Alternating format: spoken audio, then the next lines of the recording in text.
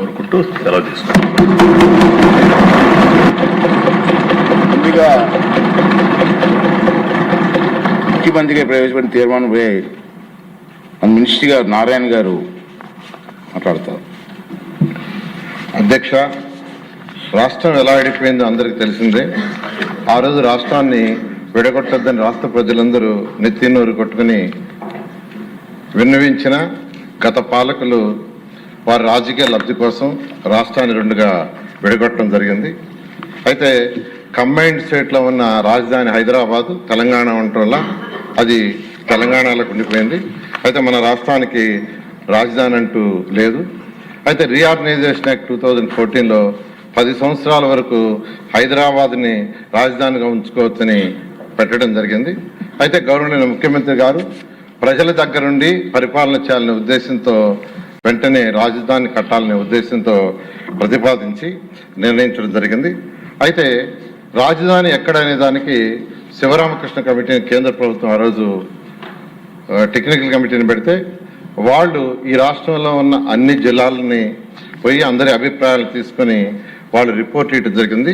ఆ రిపోర్ట్లో ముఖ్యంగా అనేక మార్గాల్లో వాళ్ళు తీసుకున్న రిపోర్ట్లో 5380 మంది దగ్గర అభిప్రాయాలు సేకరిస్తే ఈ అభిప్రాయంలో ఎక్కువ మంది అంటే 11,156 మంది విజయవాడ గుంటూరు మధ్య క్యాపిటల్ సిటీ ఉంటే బాగుంటుంది ఇవ్వటం, విజయవాడ దగ్గర 663 మంది, విశాఖపట్నం దగ్గర 507, గుంటూరు దగ్గర 372, కర్నూలు 320, ఒంగోలు 265, రాజమండ్రి 139, తిరుపతి 113, దొనకొండ 116 మంది, మిగిలిన డిఫరెంట్ ప్లేస్లో 1037 మంది అభిప్రాయం వెలువచ్చారు. అధ్యక్ష, ఎక్కువ మంది వెలువచ్చింది విజయవాడ గుంటూరు మధ్య క్యాపిటల్ సిటీ ఉండాలని నిర్ణయించడం. అయితే శివరామకృష్ణ కమిటీ రాష్ట్ర ప్రభుత్వాన్ని నిర్ణయించుకుని ఫైనల్గా దాంట్లో చెప్పడం, గౌరవనీయ ముఖ్యమంత్రి గారు అన్నీ ఆలోచించి రోడ్డు మార్గము, రైలు మార్గము, విమాన మార్గాలు, అదేవిధంగా ఓడరేవులు దగ్గరగా ఉండేటట్టుగా,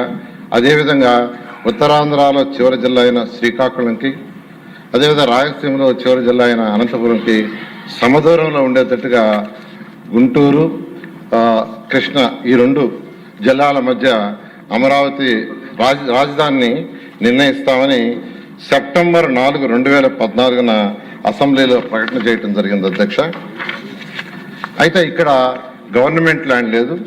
అయితే ల్యాండ్ పుల్లింగ్లో తీసుకోవాలని గౌరవనీయ ముఖ్యమంత్రి గారు నిర్ణయించడం జరిగింది.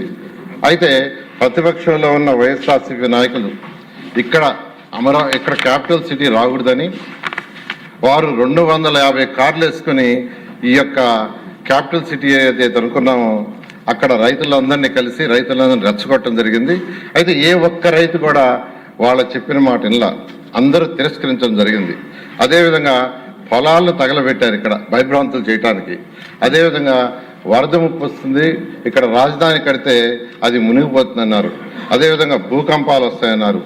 ఇక్కడ ఎక్కువ భూకంపాలు వస్తాయని అది కూడా కౌన్సిల్లో కూడా డిస్కస్ చేశారు, వాళ్ళే క్వశ్చన్ వేసి. అదేవిధంగా ఈ యొక్క ల్యాండ్ నిర్మాణానికి పనికిరాదని చెప్పటం, ఇలా అనేక దుష్ప్రచారాలు చేయటం జరిగింది. అధ్యక్ష, అయితే ముఖ్యమంత్రి గారి పిలుపుతో 2015 జనవరి 1 ల్యాండ్ పుల్లింగ్ నోటిఫికేషన్ ఇస్తే కేవలం 58 రోజుల్లో ఒక్కటంటే ఒక్క లిటిగేషన్ లేకుండా ఫిబ్రవరి 28వ తేదీకి 34,400 ఎకరాలను 29,966 మంది రైతు సోదరులు ఒక్కటంటే ఒక్క లిటిగేషన్ లేకుండా ఇవ్వటం జరిగింది. అధ్యక్ష, ఇది కేవలం ముఖ్యమంత్రి గారి మీద ఉన్న నమ్మకంతో ఇచ్చారు. అయితే ఈ వినూత్న ల్యాండ్ పుల్లింగ్ ప్రపంచంలో ఇంత లార్జ్ స్కేల్లో ఒక్కటంటే ఒక్క లిటిగేషన్ లేకుండా బహుశా జరిగింది మన యొక్క అమరావతిలోని. అధ్యక్ష, అయితే రైతు సోదరులకు ఆ రోజు వాళ్ళందరితో కూర్చొని అనేక దఫాలు డిస్కస్ చేసి ఒక అగ్రిమెంట్, అంటే ల్యాండ్ని డెవలప్ చేసిన తర్వాత జరీబ్ ల్యాండ్ అయితే 1000 చదరపు అడుగులు రెసిడెన్షియల్, 450 చదరపు అడుగులు కమర్షియల్, నాన్ జరీబ్ అయితే 1000 చదరపు అడుగులు రెసిడెన్షియల్, 250 చదరపు అడుగులు కమర్షియల్ ఇచ్చేటట్టుగా, అంతేకాకుండా 10 సంవత్సరాల పాటు వాళ్ళకి యాన్యుటీ ఇచ్చేటట్టుగా, జరీబ్ అయితే 50,000, నాన్ జరీబ్ 30,000 ఇచ్చేటట్టుగాను, అంతేకాకుండా ప్రతి సంవత్సరం నాన్ జరీబ్కి 3,000 పెంచేటట్టుగా, జరీబ్కి వచ్చి 5,000 పెంచేటట్టుగా ఆ రోజు గౌరవనీయ ముఖ్యమంత్రి గారితో వాళ్ళందరూ డిస్కస్ చేసి రైతు సోదరులందరూ నిర్ణయించారు. దాన్ని ముఖ్యమంత్రి గారు యాక్సెప్ట్ చేయటం, రైతు సోదరులకు అంతేకాకుండా రుణమాఫీ, రైతు కూలీలు ఎవరైతే ఉండారో, అంటే ఈ భూములు ల్యాండ్ పూలింగ్ తీసుకోవటం వల్ల రైతు కూలీలకి ఉపాధి పోతుందనే ఉద్దేశంతో రైతు కూలీలకు పెన్షను, అదే కాకుండా స్కిల్ డెవలప్మెంట్ చేసి వాళ్ళకు ఉద్యోగాలు వచ్చే విధంగా చేయటం, ఉచిత విద్య, ఉచిత వైద్యం, అన్నా క్యాంటీన్ సదుపాయాలు కల్పించడానికి అంగీకరించి అవన్నీ చేయటం జరిగింది అధ్యక్ష. అయితే ల్యాండ్ పూలింగ్ అయిన తర్వాత, అంటే వైసీపీ నాయకులు ఎన్ని ఇబ్బందులు పెట్టినా, ఎన్ని దుష్ప్రచారాలు చేసినా, ల్యాండ్ చేతికి వచ్చిన తర్వాత ప్రపంచంలో ఉన్న టాప్ 5 సిటీస్లో ఒక సిటీగా అమరావతిని కట్టాలని గౌరవనీయ ముఖ్యమంత్రి గారు సింగపూర్ ప్రభుత్వం ఈ యొక్క లేఅవుట్స్ డిజైన్ చేయడంలో చాలా ఎక్స్పర్ట్స్. వారిని గౌరవనీయ ముఖ్యమంత్రి గారు సంప్రదించడం, వారు వెంటనే ఒక ఎంఓయూ మనతో కుదుర్చుకొని వాళ్ళు ప్లాన్ చేసి ఇవ్వడానికి నిర్ణయించారు. వాళ్ళు 3 రకాల ప్లాన్లు ఇచ్చారు అధ్యక్ష. ఒకటి capital region concept master plan, reason మొత్తానికి కాన్సెప్ట్. అదేవిధంగా క్యాపిటల్ సిటీ మాస్టర్ ప్లాన్, సిటీకి 217 చదరపు కిలోమీటర్లకి మాస్టర్ ప్లాను. అదేవిధంగా సీడ్ క్యాపిటల్ మాస్టర్ ప్లాన్, ఈ 3 ప్లాన్లు ఇచ్చారు అధ్యక్ష. ఈ ప్లాన్లలో కూడా గవర్నర్ ముఖ్యమంత్రి గారి యొక్క సలహా మేరకు 9 నగరాలని, ఒకటి government complex, justice city, finance city, knowledge city, electronic city, health city, sports city, అదేవిధంగా మీడియా సిటీ, టూరిజం సిటీని అన్ని 9 నగరాలకు యాక్చువల్గా దాన్ని డిజైన్ చేయడం జరిగింది అధ్యక్ష.